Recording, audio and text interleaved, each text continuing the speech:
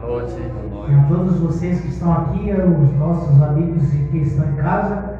Nesse momento nós vamos dar continuação ao Atos capítulo 4, né? Nós vamos hoje adentrar aí na história de Pedro e João, que foram presos, aí a oração dos primeiros cristãos, dos cristãos primitivos, como podemos dizer, e algumas coisas interessantes nós vamos aprender hoje no estudo de Atos capítulo 4. Lembrando que a gente vem aí passando Atos 1, 2, 3, e hoje nós estamos no capítulo 4 e nós iremos receber algumas revelações tiradas do livro, né, que a gente estudou do Logos, né, ali o comentário bíblico adventista do sétimo dia. Se você tiver interesse, você vai na casa publicadora e adquire esse livro Logos, né? Ele é um livro muito bom. Existem várias versões dele, vários capítulos. Existe aí a parte que eu peguei, vai de Atos até Gálatas e todo o comentário, né? Mas nesse momento nós vamos estudar Atos capítulo 4, mas em primeiro lugar nós vamos fazer uma oração agradecendo ao nosso Deus pelo estudo da palavra. Oremos.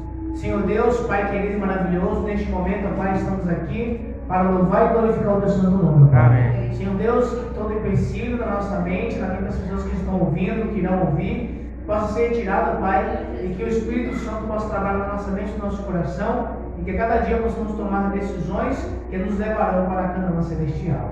Agradecemos por tudo, são as nossas dificuldades, as nossas necessidades, e também, ó Pai, tira as dúvidas de cada um de nós nesta noite, em nome do Senhor Jesus. Amém. Atos capítulo 4. Se você tiver sua Bíblia aí tirada em Atos capítulo 4, e nós vamos estudar esse capítulo. Só recapitulando, no capítulo 3 de Atos estudamos uma milagrosa obra, né, feita ali pelos discípulos em nome de Jesus, o milagre, né, do coxo, do paralítico, né, vocês estão aí, vocês lembram do coxo que foi curado, né, um milagre que aconteceu na vida dele ali na frente do templo, na hora nona, às 3 horas da tarde. E temos também aí, portanto, a declaração de Pedro, a sua pregação, né, que ele disse que tinha curado em nome de Jesus de Nazaré.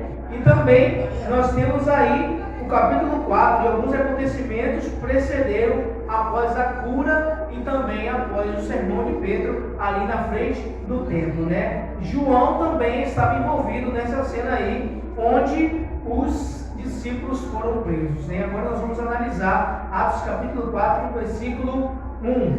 E a primeira pergunta que a gente tem é: por que os sacerdotes e os saduceus prenderam Pedro e João? Por que Pedro e João foram presos pelos sacerdotes e os saduceus?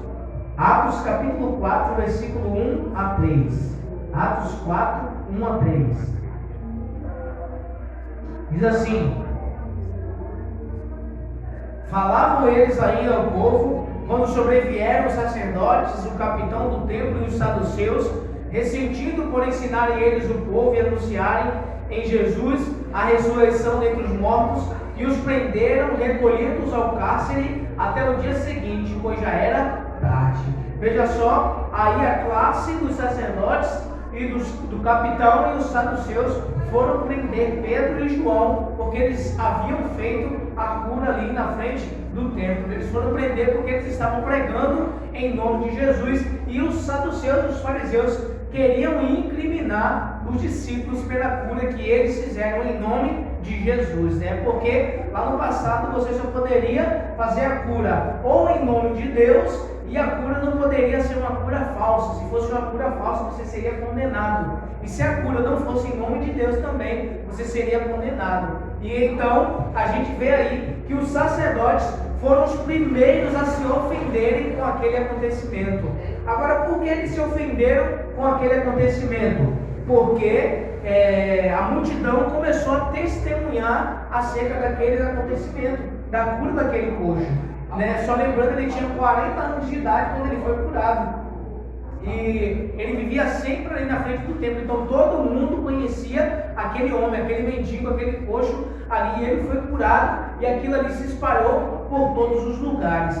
E os sacerdotes, os saduceus, né? Ali os sacerdotes e os saduceus ficaram muito irritados com aquilo. Mas em primeiro lugar foram os sacerdotes, E por quê? Porque eles estavam responsáveis pelos cultos e os ritos do templo. Eles estavam responsáveis pelos cultos e os rituais que aconteciam no templo. Então, tudo que acontecia no templo era de interesse dos sacerdotes, porque eles que regiam os cultos, né? Vamos dizer, eram os pastores, eram os anciões, era a direção do templo naquele tempo, eram os sacerdotes. E eles ali preocupados porque havia acontecido aquela cena, aquele milagre ali na frente do templo, e aquilo ali poderia causar uma má impressão para eles, né, ali contra o povo romano.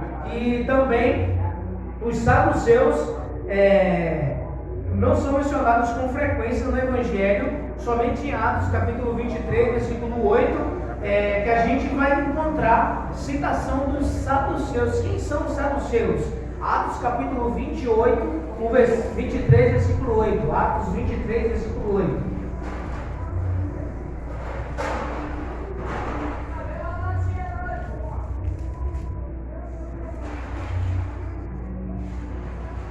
Atos capítulo 23, o versículo 8, diz assim: pois os saduceus declararam não haver ressurreição nem anjo, nem espírito, ao passo que os fariseus admitem todas estas coisas. Então, os fariseus e os saduceus.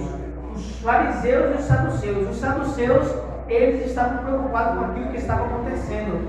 E ali fala que os fariseus, eles não acreditavam nem em ressurreição, nem em anjo e nem em espírito. Eles não acreditavam nessas coisas, nem em ressurreição, e a gente sabe que eles pregavam a ressurreição de Jesus dos discípulos, então eles não acreditavam na pregação dos discípulos, eles não acreditavam em anjo e também não acreditavam em espírito, né, que você tem o espírito que é o fôlego de vida de Deus. Então eles não acreditavam nessas, vamos dizer, nessas ideologias que são pregadas hoje pelas igrejas e por nós também, sobre a relação da ressurreição de Jesus, também sobre a revelação dos anjos e também sobre o Espírito que nós temos, o Espírito que é o fôlego de vida de Deus. E eles são retratados dizendo que não existia essas coisas, né? E ali também eles não acreditavam na ressurreição e nem acreditavam na vinda futura do Senhor Jesus Cristo.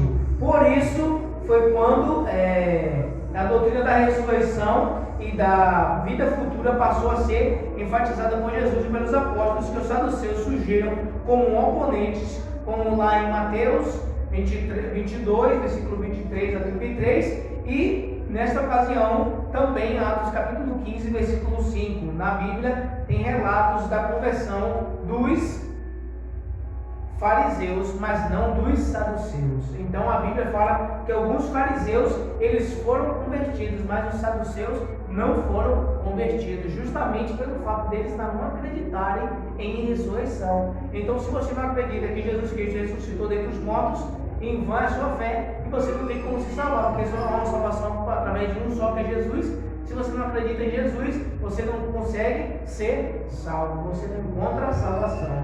E os saduceus não acreditavam em Jesus. Agora, a segunda pergunta: o que foi feito com os discípulos após a prisão dos discípulos? João e Pedro foram presos. E o que aconteceu com eles? Vamos abrir aí nossa Bíblia em Atos, capítulo 4, versículo 7. Você tirou ele, né? Da prisão? Vamos ver. Atos 7, 4, 7. Atos capítulo 4, versículo 7.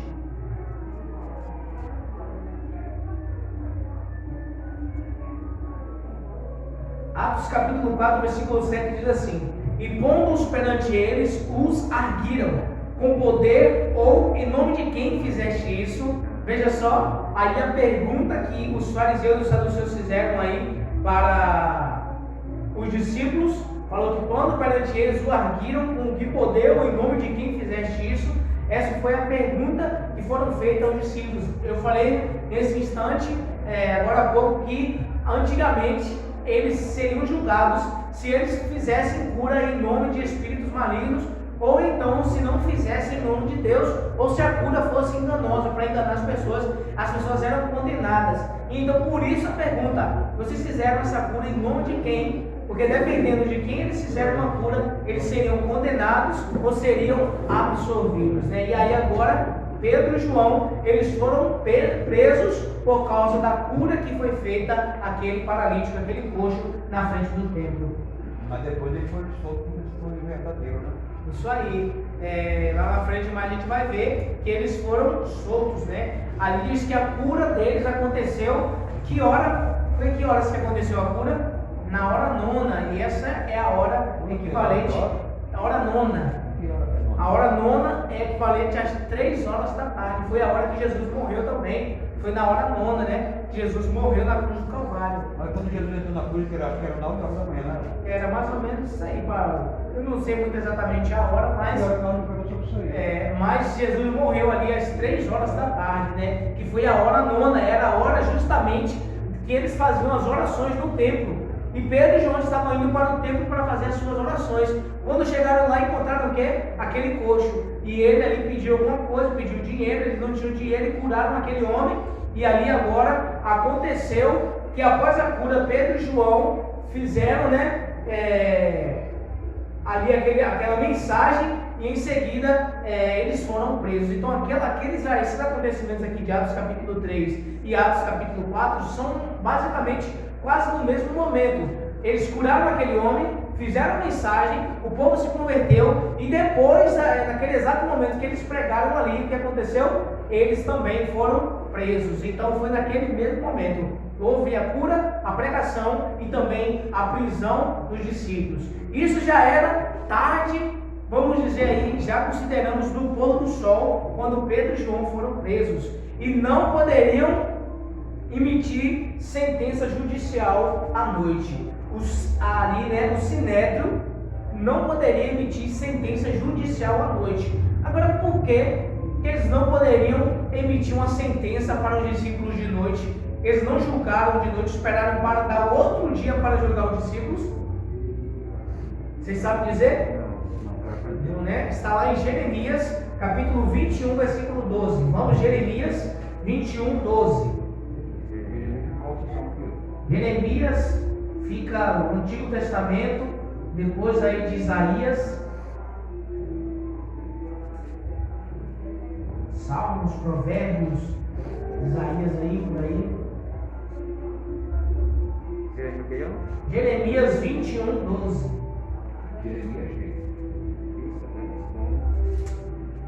Achou Jeremias 21, 12? Jeremias 6. Por que eles não puderam sentenciar os discípulos naquela noite, né? Já era pôr do sol, já era o dia, acabava para os judeus no pôr do sol. E eles não podiam emitir sentença de noite. Por quê? Jeremias 21, 12 nos diz assim: ó casa de Davi, assim diz o Senhor, julgai pela manhã justamente e livrai o oprimido das mãos do opressor, para que não seja o meu furor como fogo e se acenda, sem que haja quem o apague por causa da maldade das vossas ações. No início do versículo falou: ó casa de Davi, assim diz o Senhor, julgai pela manhã justamente e livrai o oprimido das mãos do opressor. Então você vê que à noite não poderiam fazer julgamentos, porque eles consideravam esse versículo de Jeremias capítulo 21, versículo 12. Você viu ali? Julgai pela manhã, né? Então falou que o julgamento do Sinédrio só poderia acontecer pela manhã. Portanto, os discípulos estavam agora nesse momento sob custódia ali do Sinédrio, né? Eles estavam presos ali por conta daquela cura e eles estavam sob custódia. No dia seguinte, como diz no Atos capítulo 4, vamos voltar de novo lá, Atos 4.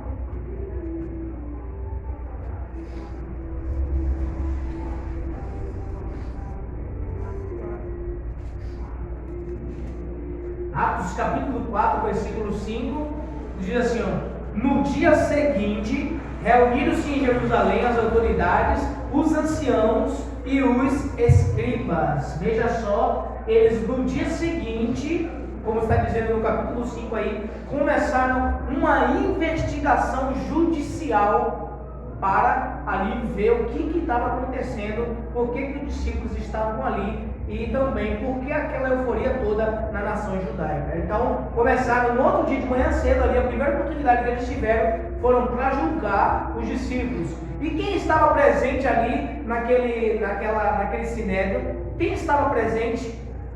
Presentes estavam os fariseus, os saduceus, né, como a gente acabou estudando aí, os fariseus e os saduceus, que controlavam o sinédrio, né? Os saduceus controlavam o sinédrio nessa época. As autoridades, provavelmente referindo-se aos sacerdotes ou sumos sacerdotes, também estavam, né? As autoridades, que eu sei no versículo 6, como sumo sacerdote, Anás, Caifás, João, Alexandre e todos que eram de linhagem de sumo sacerdote.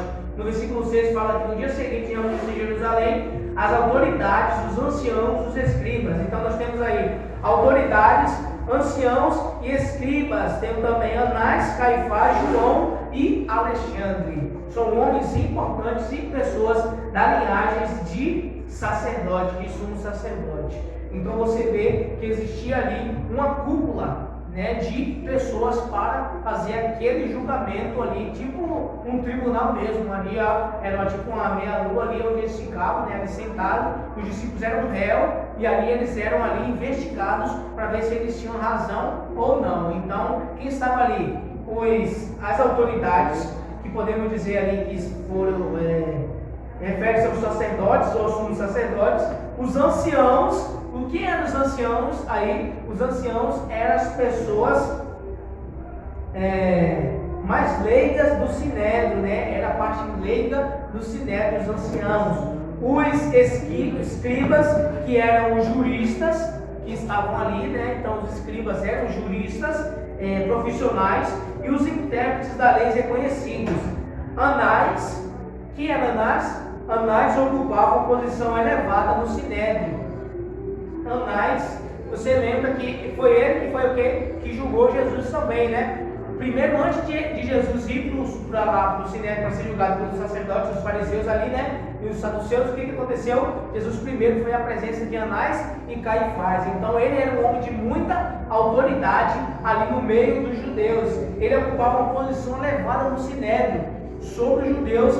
Ele era o sumo sacerdote que não exercia mais a sua função. Era como se fosse aposentado ali do seu ofício, né? Um sumo sacerdote que não exercia mais a sua posição. Era Anás.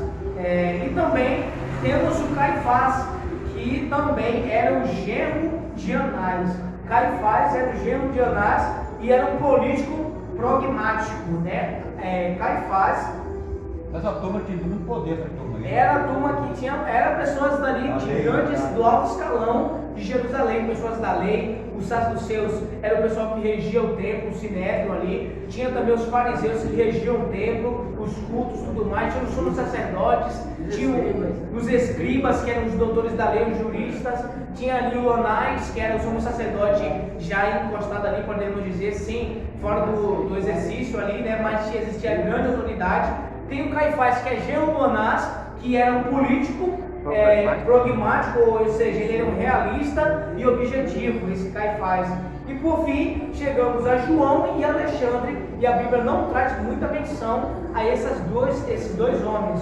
João e Alexandre, não temos muita menção dessas duas pessoas, quem era. Alguns supõem que João seja um dos filhos de Anás, que se tornou sumo sacerdote futuramente, mas não tem nenhum contexto que...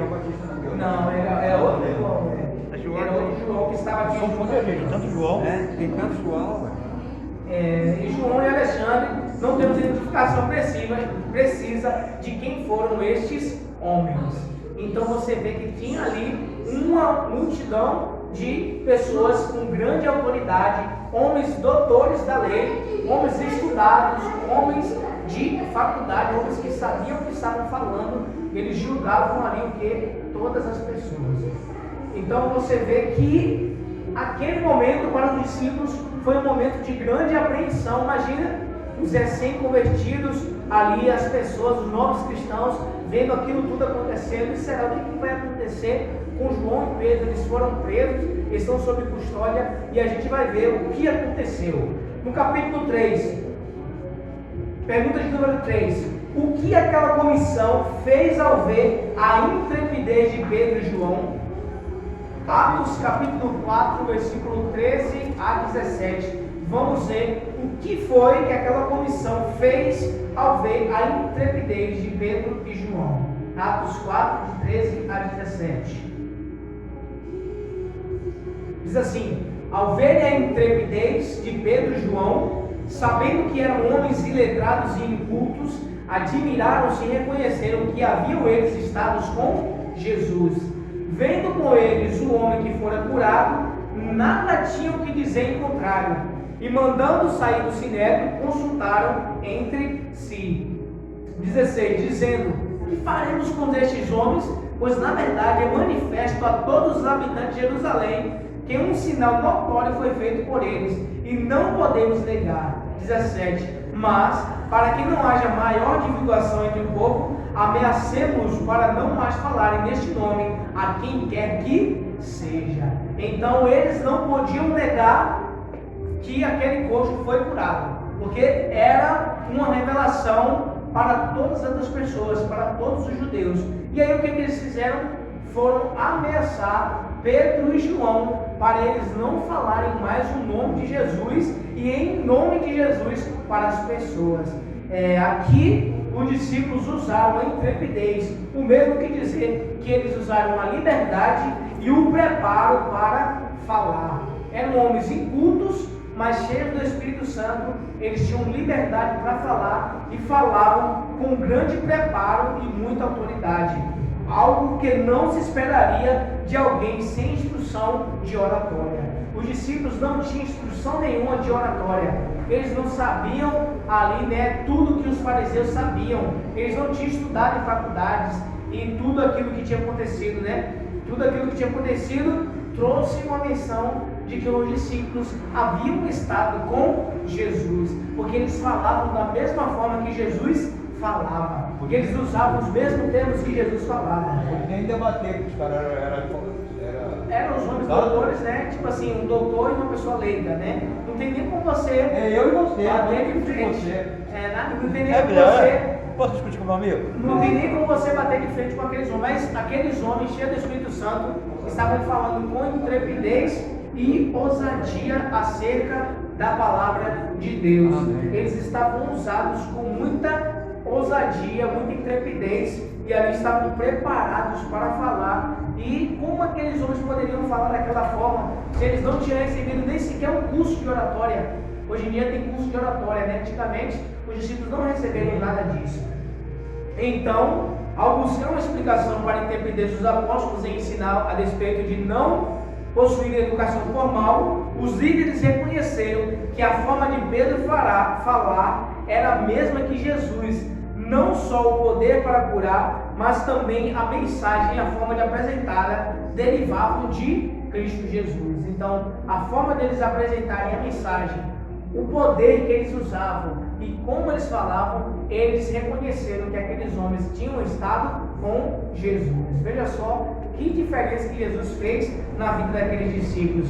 E temendo a divulgação daqueles acontecimentos, ali a divulgação deliberada de que Cristo era o enviado de Deus, o Messias, ameaçaram os discípulos a não pregar sobre Jesus e nem com a sua autoridade. Então eles falaram assim: vamos ameaçar os discípulos, porque quando a gente ameaçar eles vão ficar com medo e não vão mais falar no nome de Jesus. E foi aquilo que eles tomaram para si, pensando que os discípulos iriam parar de falar no nome de Jesus. Aí a pergunta de número 4 que eu quero trazer para vocês é essa: tendo sido libertos, os discípulos foram libertos, Pedro e João foram libertos, contavam uns para os outros tudo que eles haviam acontecido, como que aconteceu, o que foi que aconteceu no Sinédrio.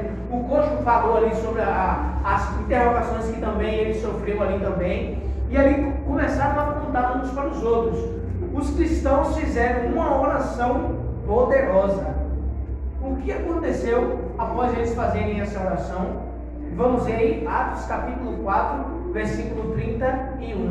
Vamos ver o que foi que aconteceu quando os discípulos fizeram aquela oração. Atos 4, 31. Diz assim: tendo eles orado, tremeu o lugar onde estavam reunidos, Todos ficaram cheios do Espírito Santo e com intrepidez anunciavam a palavra de Deus. Veja só, tremeu o lugar onde eles estavam reunidos, e todos ficaram cheios do Espírito Santo e falavam com intrepidez, anunciando a palavra de Deus. Então parece o acontecimento do Pentecostes, não é isso aí? Que tremeu o lugar onde eles estavam e todos falaram em línguas, diferenciadas ali, né? Em línguas estrangeiras.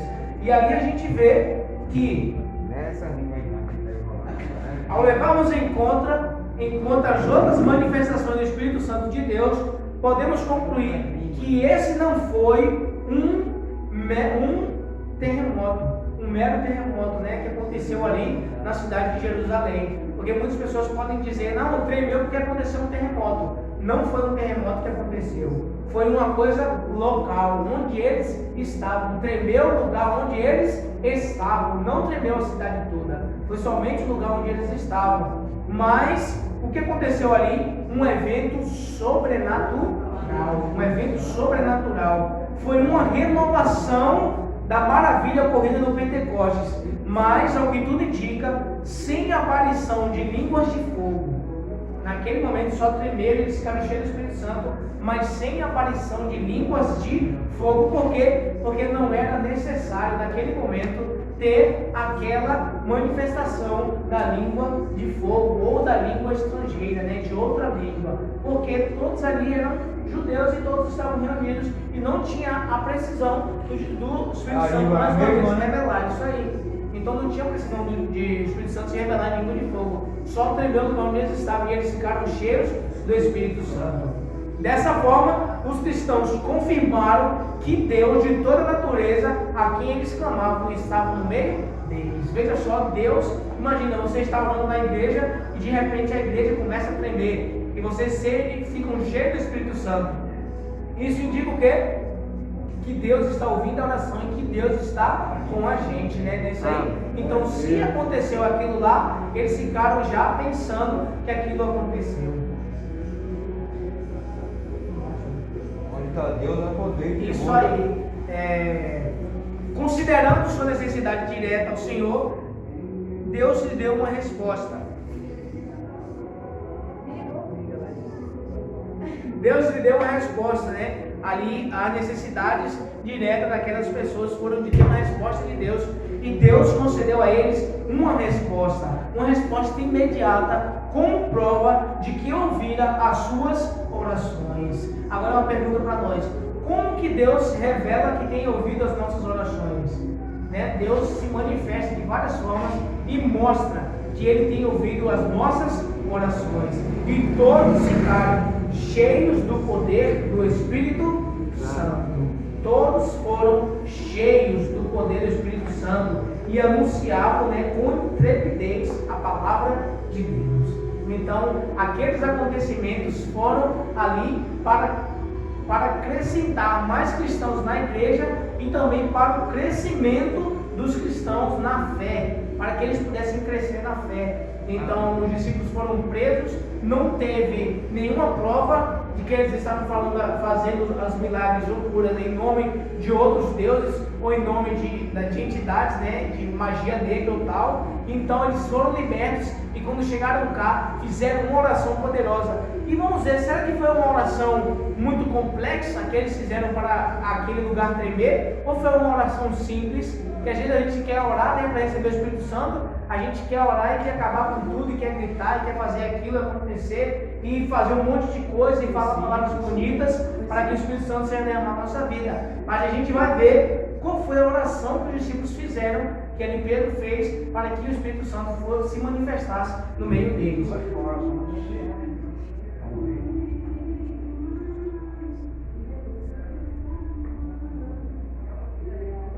Atos capítulo 4, versículo 23. Atos 4, 23. A igreja em oração. Nos diz assim: uma vez soltos, procuraram os irmãos e lhes contaram quantas coisas lhe haviam dito os principais sacerdotes e os anciãos. Ouvindo isto, unânimes, levantaram a voz a Deus e disseram: ouça essa oração. Tu, Senhor, Tu, soberano Senhor, que fizeste o céu, a terra, o mar e tudo que neles há. 25. Que disseste por intermédio do Espírito Santo, por boca de Davi, nosso pai e teu servo, porque se enfureceram os gentios e os povos imaginaram coisas vãs. Levantaram-se os reis da terra e as autoridades ajuntaram-se a uma contra o Senhor e contra o seu ungido, porque verdadeiramente se ajuntaram nessa cidade contra o teu santo servo Jesus, a qual ungiste Herodes e Pôncio Pilatos com gentios e gente de Israel, para fazerem tudo o que a tua mão e o teu propósito predeterminaram. Agora, Senhor, olha para as suas ameaças e concede aos teus servos que anunciem com toda a intrepidez a tua palavra, enquanto estende a mão para fazer curas, sinais e prodígios por intermédio do nome do teu santo servo Jesus. Tendo eles orado, tremeu do nome onde estavam reunidos, e todos ficaram cheios do Espírito Santo. Vamos imaginar aí que não foi uma oração de 10 minutos, não foi uma oração de 1 hora, não foi uma oração de 20 minutos, 15 minutos. Essa oração se demorou muito aí, vamos dizer uns 5 minutos, né? Ali, no preparo deles ali, né? Não era 1 hora nem 10 minutos, né, de oração. Podemos dizer ali que essa oração não durou nem 5 minutos de oração. Peguei essas palavras aqui, né? E eles pediram, e o que aconteceu? O Espírito Santo foi derramado na vida deles. Então, a oração, o segredo não está no tanto de palavras que você fala, ou a beleza das palavras que você fala, mas sim o que sai do seu coração, né? O que sai do fundo do seu coração. Isso aí, tudo que você sente no seu coração, se você falar com muita fé, acreditando que aquilo vai acontecer, pode ter certeza que o Espírito Santo de Deus vai se revelar. O Espírito Santo se revelou e manifestou aos discípulos que eles estavam com ele e mais uma vez receberam o poder para continuar a pregação do Evangelho. Agora, a quinta e última pergunta. A união dos cristãos primitivos foi crucial para o crescimento da igreja. Isso ninguém pode negar. Preciso ter união, oração e união, unânimes em oração, estudo da palavra, e ali na distribuição dos alimentos a gente vai ver também que também Barnabé oferta união para receber o poder do Espírito Santo. Por que, como cristãos, precisamos de união? Por que será que o Espírito Santo gosta tanto de união para ele trabalhar na vida dos cristãos, na igreja?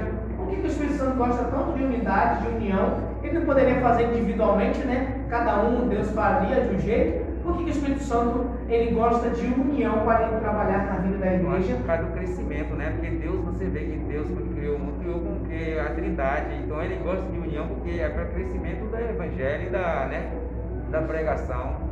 E outra, e o amor também, porque quando as pessoas trabalham em união ali, todo mundo junto, o amor está ali junto com as pessoas, está compartilhando ali, o serviço vai à frente. Você vê aqui, contando para Miguel, a igreja nós juntamos, pintamos, fosse só para fazer, ia demorar. Quando juntou toda a equipe juntinho, rapidinho foi, ficou bonita a igreja. Deus pode com perfeição também, né? Isso aí. Tem um ditado popular aí fora que fala que a união faz a força, né? Só que aqui, essa união aqui, Deus ele operava, né? A minha união, você vê que milagres aconteciam, as pessoas eram curadas, as pessoas eram transformadas. Então a união era crucial, né? Crucial ainda, porque o Pai é um com o Filho, e o Filho é um com Deus, e Deus é um com o Espírito Santo, o Espírito Santo é um com Jesus. Então a Trindade trabalha em união, você vê o que um é, o outro é, um som do pensamento do outro, né? Então o que um é, o faz. Então todos, né? Deus, Pai, Filho e Espírito Santo trabalham em um só propósito. E aí o trabalho é realizado, né? Então você vê que é preciso haver união para que o Espírito Santo de Deus trabalhe. Lá mesmo, lá um colega meu que ele é presidente do ministério, né? A esposa dele era caju. Aí ela assim, isso é o que ele tem, mas deixa na mão de Deus. A esposa dele falou assim, rapaz, vocês aqui na Bahia são retados. Aí pergunta, enche o prato assim, derramando, entendeu? E pergunta o que mais. Aí o irmão tá passando uma luta. Aí ele até foi me ver, eu já tem o mistério dele, né? Aí junta um outro, quando pensa que não é perto, o irmão tá toda mobiliada já. Aí eu dá um bloco, vocês aqui são demais,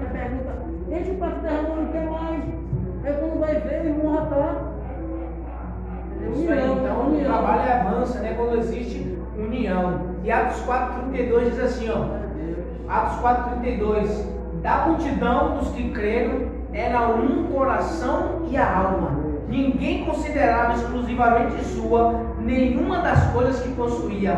Tudo, porém, lhes era comum. Com grande poder, os apóstolos davam testemunho da ressurreição do Senhor Jesus, e em todos eles havia abundante graça, pois nenhum necessitado havia entre eles, porquanto os que possuíam terras ou casas, vendendo-as, traziam os valores correspondentes e depositavam aos pés dos apóstolos. Então se distribuía a qualquer um à medida que alguém tinha necessidade. Veja só o que o Vinícius acabou de falar aí. Se um necessitava, o outro ia lá e ajudava. Ninguém entre eles tinha falta de nada. E hoje, né, que a gente vê nas igrejas, um tem muito, outro não tem quase nada, e os que têm muito, e outros que têm muito não querem ajudar os que não têm, porque o egoísmo, a ganância faz parte. Onde existe egoísmo, o Espírito Santo não pode trabalhar. Onde existe avareza, egoísmo, vaidade, todos os pecados, o que Satanás tinha, né, e tem, foi o primeiro pecado lá do céu, lá, né? Avareza, todas essas coisas, não tem como o Espírito Santo trabalhar. O Espírito Santo não trabalhou, não conseguiu trabalhar nem na mente do anjo caído, porque ele era um anjo avarento, ele queria as coisas para ele, só para si. E o que acontece? Deus, ele trabalha quando nós estamos em unidade, trabalhando todos em um só propósito. E o interessante que acontece é o quê? Quando nós começamos a trabalhar, o inimigo se manifesta. Ele faz o quê? Quando a igreja está começando a estar em espírito de união, o que ele faz? Ele joga os seus laços para que a igreja possa estar em desacordo, para que não haja o crescimento. Foi assim desde o início e será assim até interessante o final. aqui, que nessa parte aqui da comunidade cristã, aqui está dizendo que eles vendiam as propriedades, né? E não, quando depois estavam os pés dos apóstolos, não era para os apóstolos, a partir com os irmãos que havia necessidade. E hoje em dia a gente vê o contrário aí, né? Dá na mão de um e ele toma, fica só para ele, né? Ele enriquece. Não dê. E Deus não é isso, né? Verdade. A gente é contrário à escritura, né? Com certeza, né? E ali a gente vê que Pedro e João, os discípulos, eles estavam responsáveis em distribuir ali os recursos para os necessitados, né? E também a gente vê que precisa muito de união para que o Espírito Santo de Deus trabalhe na nossa vida, né? Trabalhe no nosso coração e haja um crescimento da igreja. E outro fato interessante é que foram crendo, e os que foram crendo eram acrescentados na igreja, era uma mente e o coração. Então, aquele primeiro batismo de Pedro ali foram 3.000 pessoas. Aí depois outras pessoas falam que ele pregou de novo e batizou mais 5.000, não. Ali foram acrescentando e a conta chegou a se somar 5.000 pessoas. Então vamos dizer que ao longo do tempo foi acrescentando e se aproximou ali mais 2.000 pessoas e foram contadas ali por Lucas 5.000 pessoas ali que estavam crendo naquele momento. Então você vê, para uma coisa que surgiu, podemos dizer, de uma noite para o dia, em menos de um mês ali, né? Alguns meses, menos de um ano, já tinha um crescimento tão grande da igreja, já tinha mais de 5.000 cristãos convertidos na igreja, mesmo sofrendo perseguição. Cada vez mais a igreja cristã crescia no mundo, né, e se tornava uma potência no mundo religioso. E hoje nós fazemos parte também do cristianismo, porque os primeiros cristãos, eles levantaram a bandeira e não deixaram cair ali, né, o estandarte do Evangelho de Jesus Cristo. Agora precisamos tomar as nossas decisões. Eu decido me entregar diariamente a Deus para falar com ousadia sobre o seu amor. Esse é o seu desejo também? Amém. Amém, né? Também você decide que entre Deus e os homens, sempre Deus será a sua prioridade? Amém, né? Então esse é o nosso desejo e a nossa vontade. Então, entre Deus e os homens, mais importa obedecer a Deus do que aos homens. Esse é o discurso de Pedro. Antes se importa obedecer a Deus do que aos homens, né? Porque Deus é o soberano de todas as coisas e o homem é só passageiro. Então que Deus nos abençoe. E semana que vem nós estaremos aí dando continuação no livro de Atos, capítulo 5. Hoje nós falamos aí acerca de Pedro, ali a sua interrogação ali, né? alguns questionamentos que foram feitos a ele no Sinédrio, e também Atos capítulo 5, que nós vamos estudar, vai falar sobre Ananias e Safira, né? A gente vai ver que houve um grande acontecimento ali na igreja primitiva, e aquilo foi preciso acontecer, porque senão ia causar prejuízos para a igreja naquele momento. Então a gente vai estudar sobre Ananias e Safira, e vamos também ver alguns outros milagres que os apóstolos fizeram, e a prisão dos apóstolos. Agora os apóstolos mais uma vez foram presos, e o que aconteceu com eles? Semana que vem a gente vai estudar, e nós vamos também ver que Gamaliel vai entrar nessa história aí também lá no Sinédrio. Que Deus nos abençoe. Nesse momento, você que estudou aí a Bíblia, espero que você tenha aprendido mais, e que o Espírito Santo de Deus continue falando no seu coração. Vamos ficar de pé nesse momento e agradecer a Deus pelo estudo da sua palavra. Oremos. Querido Deus, bondoso Pai maravilhoso, neste momento, ó Pai, estamos aqui, Senhor, pedindo ao Espírito Santo de Deus para que nos encha com o Teu poder, para que possamos falar com intrepidez, ó Pai, acerca da palavra de Deus. Senhor Deus, nós somos leigos e letrados, ó Pai, nós não somos doutores da lei, não estudamos em faculdades e não fizemos cursos de oratória, mas estamos aqui, ó Pai, disponíveis, ó Pai, para que o Senhor possa nos usar para a Tua obra. Porque, Senhor Deus, nós precisamos ser usados por Ti. Não queremos usar o Teu poder, queremos que o Senhor nos use, ó Pai, para fazer a Tua obra. Queremos, Senhor Deus, ser um vaso nas Tuas mãos. Portanto, nos encha com o mesmo Espírito que o Senhor encheu os discípulos e tremeu no lugar onde eles estavam, e todos foram cheios do Espírito Santo. Mas enquanto não existe união na igreja, não pode haver a descida do Espírito Santo. E toda vez que o Espírito Santo está para se derramar na igreja, o inimigo vem para colocar os seus espinhos no meio das flores, no meio ali das plantas, para que morra, para que abafe a obra do Espírito Santo. Nós queremos pedir em nome de Jesus, em nome do poder de Deus, do Pai Todo-Poderoso, queremos pedir que o Senhor remova todas as nossas arestas, remova tudo que impede a operação do Espírito Santo na nossa vida, e que possamos ser cheios da tua graça, da tua bondade, do teu amor. Que possamos ser um em mente e coração, e que possamos a cada dia cuidar, Senhor Deus, dos interesses dos nossos irmãos, como se fosse o nosso próprio interesse. Agradecidos estamos a Ti por tudo. Continua nos abençoando, nos usando para a Tua honra e para a Tua glória, em nome do Senhor Jesus. Amém.